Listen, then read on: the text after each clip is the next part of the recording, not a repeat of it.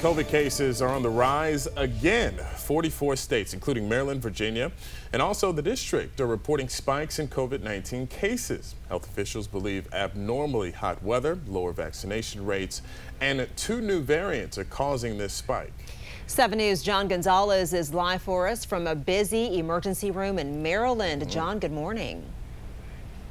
Hey, Triana and Robert, good morning. I can't remember the last time I said COVID on the air. Well, with CDC guidelines softening and the way COVID cases are tracked and, well, other ways that we are keeping an eye on COVID really have changed through the years. Those positivity numbers are showing uncomfortable spikes right now, and we are live right outside of the Capital Region Medical Center here in Largo, and pretty much nationwide positivity rates are up about 20%, and emergency room visits are also up about 20%. This is not alarming for the vast majority of people, but for those with weak immune systems, this could be very dangerous. Latest Virginia numbers from last week show just 1.2% of emergency department visits were diagnosed for COVID-19, but that is a 30% higher than the previous week. In Maryland, over 1,000 cases reported this past weekend with 7 deaths. Metric levels in D.C. are currently low. Now, COVID infection cases doubled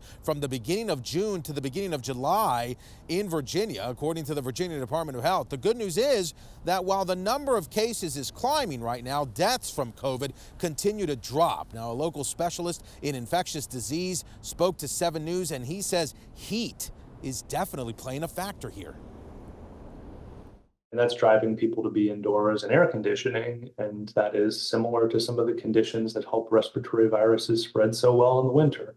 People are not outside. They're not meeting in a park or a playground with their kids and friends. They're going instead and sitting in the living room and in closer contact.